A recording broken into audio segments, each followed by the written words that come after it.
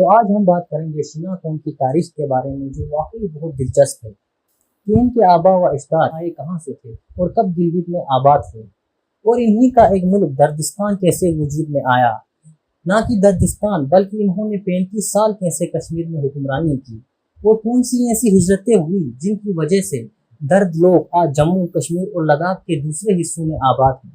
ساتھ ساتھ میں ہم آپ کو شینا زبان کے بارے میں بھی بتائیں گے، جو خود ایک تاریخی شاہکار ہے۔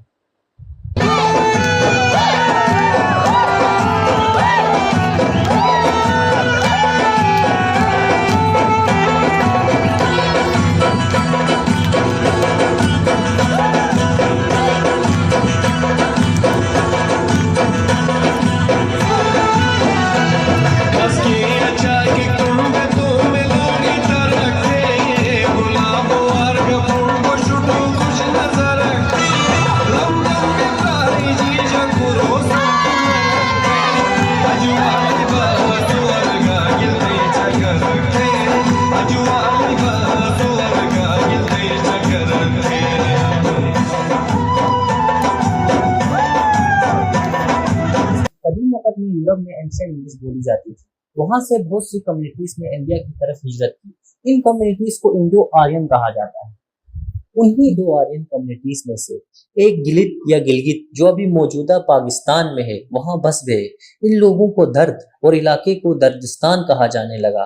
اینشنٹ ہسٹورین ہیروڈوٹس نے شینا لوگوں کو گولڈ ڈگنگ کمیونٹی کہہ کر بیان کیا ہے، کیونکہ قدیم زمانے میں یہ لوگ سونا نکالنے کے ماہر ہوا کرتے تھے، اور اس وقت ہندوستان میں بھرپور سونا پایا جاتا تھا، اور یہی وجہ تھی کہ انہوں نے ہندوستان کی طرف ہجرت کی۔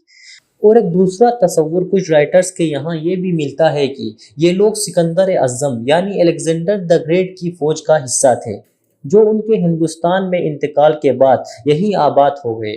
اب اس بات میں کتنی سچائی ہے یہ کوئی نہیں بتا سکتا، کیونکہ الیگزینڈر کی فوج کا حصہ ہونے کا دعویٰ تو بہت سی کمیونٹیز کرتی ہیں۔ بہرحال یہ بات واضح ہے کہ شینا لوگ یورپ سے ہی آ کر گلگت میں آباد ہوئے، جس کا ذکر اینشنٹ رائٹرز اسٹروبو اور پلینی وغیرہ نے بھی اپنی کتابوں میں کیا ہے۔ اب یہ لوگ کہیں 100 سالوں سے سفر میں تھے، تو بہت سی زمانوں کا اثر ان کی زبان میں آ گیا، جس میں سنسکرت سر فہرست ہے۔ وقت کے ساتھ ساتھ ان کی آبادی بڑھتی گئی، اور یہ گلگت کے آس پاس کے علاقوں میں بسنے لگے، اور اسی طرح ان کا ایک ملک دردستان وجود میں آیا، جس میں چھوٹے بڑے راجا اپنے علاقوں میں حکمرانی کیا کرتے تھے۔ دردستان ایک طرف سے شروع ہوتا تھا ٹرانگبل بانڈی پورہ، اور دوسری طرف پامیر بدخشاں، اور تیسری طرف سے یہ دراز کرگل تک پھیلا ہوا تھا۔ گلگت میں آباد ہونے کے بعد شروع میں درز ہندو مذہب سے تعلق رکھتے تھے، پھر بدھزم، اور آخر میں 8 اور 9 سینچری کے دوران میجورٹی نے اسلام قبول کر لیا۔ وقت کے ساتھ ساتھ دردستان میں چھوٹی یا بڑی حکومتیں بنتی اور ختم ہوتی رہی۔ زیادہ تر دردستان کے حکمران افغانستان یا مڈل ایسٹ کے راجا کی بید میں رہتے تھے، اور ان کے لیے ہندوستان اور چائنا کی سرحدوں میں بفر زون میں رہ کر کام کیا کرتے تھے۔ اب ہم درس کی موجودہ صورتحال کی طرف نظر ڈالیں گے، تاکہ ہم تاریخ کو بہتر طریقے سے سمجھ سکیں۔ وقت کے ساتھ ساتھ دردستان بہت سے ٹکڑوں میں بڑھ گیا، اور آج شینا زبان بولنے والے لوگ افغانستان، پاکستان اور انڈیا میں پائے جاتے ہیں۔ 2011 سینسس کے مطابق ان کی ٹوٹل آبادی 12 لاکھ ہے۔ ان سب جگہوں میں سے پاکستان گلگت بلتستان میں شینا لوگوں کی آبادی سب سے زیادہ ہے، جو لگ بھگ پوری آبادی کا 80% ہے۔ اس کے علاوہ ہنزا نگر، چلاس، استور، اسکرتو، کرکتی، شنگو، شگر، فلوائی اور کچھ دوسری جگہوں میں شینا زبان بولنے والوں کی بہت آبادی ہے۔ اب آتے ہیں ہندوستان کی طرف، جہاں 2011 کے سینسس کے مطابق درز کی ٹوٹل آبادی 2,34,000 ہے۔ گلگت سے ہجرت کر کے یہ لوگ جموں اور کشمیر، جو ابھی ہندوستان میں ہے، وہاں بہت سی جگہوں میں آباد ہوئے۔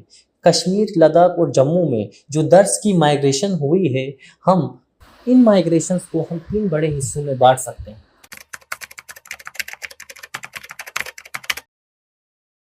پہلی اور قابل ذکر ہجرت جو کی ہے وہ ہے گلگت بلتستان سے کشمیر کی طرف قبیلہ چک کی۔ انہوں نے 35 سال کشمیر میں حکمرانی کی۔ یہ ہجرت کچھ اس طرح ہوئی کہ چلاس دردستان میں ایک رجواڑہ تھا جس کا راجہ کرت تھا۔ اس کے 3 بیٹے تھے، بوٹو، چک، مچک۔ جب والد کی وفات ہوئی تو بڑا بیٹا بٹو حکمران بن گیا اور کچھ سیاسی وجوہات کی وجہ سے چھوٹے بیٹوں چک اور مچک کو وہاں سے چھوڑ کے جانا پڑا۔ یہ دو بھائی اپنے یار دوستوں کے ساتھ وہاں سے ہجرت کر کے چترال گئے اور کچھ عرصے وہاں رہنے کے بعد بہت سے لوگ چترال میں ہی ٹھہر گئے، لیکن لنکر چک جو چک کے بیٹوں میں سے تھا وہ اپنے زیادہ تر قبیلے کو لے کر کشمیر میں وارد ہوا۔ یہ لوگ مزاجاً بہادر اور جنگجو فطرت کے تھے۔ کچھ ہی وقت میں ان کی بہادری کے قصے خاص و عوام میں مشہور ہو گئے۔ اس طرح لنکر چک شاہ ڈائنیسٹی کے دربار میں جگہ بنانے میں کامیاب ہوا اور پھر وقت کے ساتھ ساتھ شاہ ڈائنیسٹی کمزور پڑ گئی تو چکس نے شاہ ڈائنیسٹی کا تختہ پلٹ دیا اور شاہ ڈائنیسٹی کے آخری راجہ سلطان حبیب شاہ کو ہٹا کر خود تخت پر بیٹھ گئے اور پہلا چک راجہ غازی چک 1561 میں بنا۔ اس کے بعد حسین چک، علی چک اور پھر یوسف چک کا دور آیا۔ یوسف چک کی شادی کشمیر کی مشہور پوئٹ حبہ خاتون سے ہوئی اور ان کی محبت کے قصے آج بھی کشمیر کے لوک گیت میں ملتے ہیں۔ یوسف چک تک چکس نے کشمیر میں مغل راجہ بابر اور ہمایوں کو کشمیر میں وارد ہونے سے روکا اور ان کی فوج کو شکست دی، لیکن یوسف چک کو اکبر نے بیعت کے لیے دلی بلایا لیکن چالاکی سے وہیں پر قید کر لیا اور ان کی موت تک وہ قید میں رہے اور آج بھی ان کی قبر بہار میں واقع ہے اور حبہ خاتون یوسف چک کی ہی محبت میں اشعار پڑھا کرتی تھی۔ یوسف چک کے بعد اس کے بیٹے یعقوب چک نے حکومت سنبھالی، لیکن 1586 میں پھر سے اکبر نے کشمیر پر حملہ کیا۔ اس بار چکس کو شکست ہوئی اور پہلی بار مغل حکومت کشمیر میں قائم ہوئی، لیکن ہم اس بات سے بالکل انکار نہیں کر سکتے ہیں کہ یہ ایک مضبوط حکومت تھی اور انہی کے ہی اثر و رسوخ سے کشمیر میں بہت سے درس آباد ہوئے۔ حالانکہ بہت سی جگہوں میں درس اپنے کلچر اور زبان کو زندہ نہیں رکھ سکے اور کشمیری میجورٹی کے رنگ میں رنگ گئے، لیکن درس آج بھی کشمیر ڈویژن میں چھتر گون، ڈاچی گام، سالار شیخ پورہ جیسے علاقوں میں آباد ہیں۔ اس کے علاوہ ضلع بانڈی پورہ میں گریز اور تلل میں آباد ہیں، ضلع گاندربل میں کنگن اور کلل میں آباد ہیں۔ اور رہی بات گریز اور بانڈی پورہ جو ابھی JNK میں ہے، وہ قدیم وقت میں دردستان کا ہی حصہ ہوا کرتے تھے، اس لیے قدیم وقت سے درز وہاں موجود تھے اور گریز میں ان کی آبادی 40,000 کے لگ بھگ اور بانڈی پورہ میں 25,000 کے لگ بھگ ہے ایز پر 2011 پاپولیشن سینسس۔ اب آتے ہیں لداخ ڈویژن کی طرف۔ لداخ ڈویژن میں درس، دراس، کرکت، کاکسار، چلس کمبو اور درچک درکن میں آباد ہیں۔ جو لداخ کی طرف ہجرتیں ہوئی ہیں اس میں 2 ہجرتیں خاص ہیں۔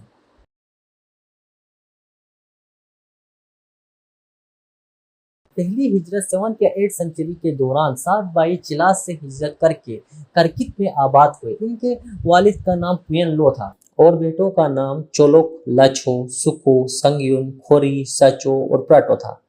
شروع میں یہ سب کرکت میں آباد ہوئے، پھر کچھ وقت بعد بڑا بیٹا چولک بڑگام میں آباد ہوا، دوسرا بیٹا سنگیون برسل میں آباد ہوا جو موجودہ پاکستان میں ہے، سکو کاکسار میں آباد ہوا، لچھو چھانیگڑ میں آباد ہوا، خوری بے اولاد تھا اور سٹو اور پرٹو شمچا کھربو اور کرٹیال تک آج ان کی اولادیں ہیں۔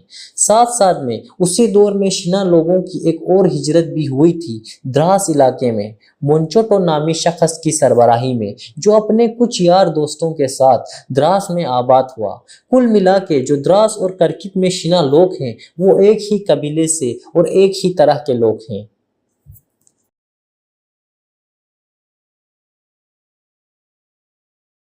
اور دوسری ہجرت ہوئی ہے دہانو، درچکس اور گرکن کے درس کی، کہ یہ لوگ گلگت سے ہجرت کر کے بٹلک میں آباد ہوئے۔ پہلے یہ ململ کھٹو میں آباد ہوئے۔ یہ 3 بھائی تھے، گلو، ملو، ڈلو۔ کچھ عرصے بعد گلو اپنے پریوار کے ساتھ ہنو میں سیٹل ہوا، ملو دا اور گرخن میں اور ڈلو گھنوکس میں آباد ہوا جو ابھی موجودہ پاکستان میں ہے۔ اور ان کی ایک سسٹر بھی تھی دائدا ہریمو جس کے 7 بیٹے تھے جو اپنے پریوار کے ساتھ درچکس میں سیٹل ہوئی۔ اس کے علاوہ یہ لوگ انڈیا میں بیما، شرچے، چولیچن میں بھی آباد ہیں اور پاکستان میں مورول، چچیتھنگ، دنانوسر، بلتستان میں آباد ہیں۔ یہ علاقہ آرین ویلی کے نام سے بھی مشہور ہے اور بہت سے لوگوں کا یہ بھی دعویٰ ہے کہ پیورسٹ فارم آف آرینز ہیں جو ابھی ایگزسٹ کرتے ہیں۔ ان لوگوں میں سے میجورٹی ابھی بھی بدھسٹ ہے، لیکن بہت سی آبادی نے اسلام بھی قبول کر لیا ہے اور ان کی شنا زبان میں پرگی اور بدھک زبان کا بہت اثر دکھتا ہے۔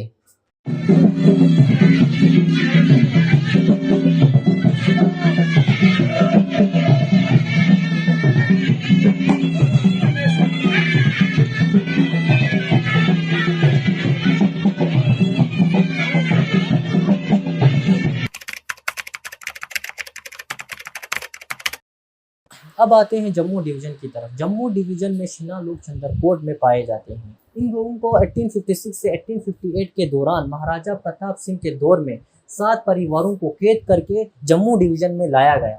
بعد میں وقت گزرنے کے ساتھ ہی ان کو چندرکوٹ میں انہی کی مرضی سے ہی بسایا گیا، اور آج جو وہاں پہ شنا آبادی ہے وہ انہی کی اولادوں میں سے ہے۔ تو اب ہم آتے ہیں شنا لینگویج کی طرف۔ شنا لینگویج کے زیادہ تر الفاظ وردک سنسکرت کے ہیں۔ یہ اس لیے ہے کہ جب درد لوگ یورپ سے ہجرت کر کے ہندوستان آئے، اس وقت ہندوستان میں سنسکرت کا بول بالا تھا، اور اس کے بعد بھی یہ لوگ اسی کے زیر و اثر رہے، جس کی وجہ سے آج بھی سنسکرت کے بہت سے الفاظ شنا زبان میں پائے جاتے ہیں۔ شنا بھاشا کے بھی الگ الگ لہجے ہیں۔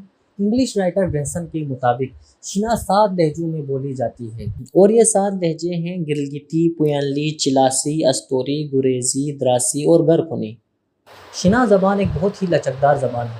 وقت کے ساتھ ساتھ اس میں بہت سے نئے الفاظ شامل ہوتے رہتے ہیں۔ شنا لینگویج کے زیادہ تر الفاظ سنسکرت سے ہیں، جیسے کچھ الفاظ جو سنسکرت اور شنا کے بالکل سیم ہیں لیکن تھوڑا لہجہ بدل کے بولا جاتا ہے، جیسے گھوڑے کے لیے سنسکرت میں اشو استعمال کیا جاتا ہے، اسی طرح شنا میں اشو استعمال کیا جاتا ہے۔ دکشن، دشٹنو، گاؤ، گاؤ، نام، نوم، سوریہ، سوری، منوشیہ، منورو۔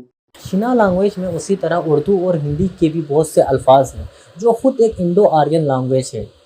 جیسے اگر ہم نمبر سسٹم کو لیں، 1 اردو 1 شنا، 2 اردو 2 شنا، 3 اردو 3 شنا، 4 اردو 4 شنا۔ اور اگر ہم اسی طرح دوسرے لفظوں کو لیں، جیسے رونا اردو رونو شنا، پینا اردو پیونو شنا، کھانا اردو کھونو شنا۔ حتیٰ کہ انگلش زبان کے بھی بہت سے الفاظ اس میں شامل ہونے لگے ہیں، جیسے master master, doctor doctor, time team, plywood flywood. Shina زبان کی اپنی کوئی مخصوص سکرپٹ نہیں ہے، البتہ بہت سے ماہر ادیبوں نے اسے اپنے اپنے طریقے سے لکھا ہے، اور ان میں ایک دوسرے سے تھوڑے گرامیٹیکل ڈیفرنسز دکھتے ہیں، جن میں ڈاکٹر شجاع نامون، محمد امین ضیاء، احمد جوان دراسی، رضوان کوہستانی، شکیل احمد شکیل، مسعود الحسن سامون اور امجد رضا بڈگامی سر فہرست ہیں۔ پاکستان میں شکیل احمد شکیل اور رضوان کوہستانی کی دی ہوئی سکرپٹ کے حساب سے لکھا جاتا ہے، اور ہندوستان میں مسعود الحسن سامون کی دی ہوئی سکرپٹ کا زیادہ تر استعمال ہوتا ہے۔ اور آج ایک اچھی بات اس زبان کے لیے یہ ہے کہ بارڈر کے دونوں سائڈ انڈیا اور پاکستان میں کلاس 6 تک شنا زبان کو بہت سے گورنمنٹ سکولز میں انٹروڈیوس کیا گیا ہے۔ اس سے شنا لٹریچر میں بہت اثر دیکھنے کو ملے گا۔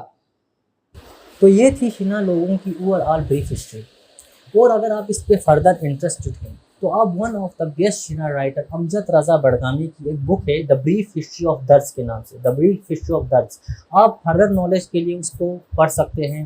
اور آج کا سفر یہی تک کا تھا۔ Thank you, have a nice day. تمہیں وہ یاران جے گبی لے گئی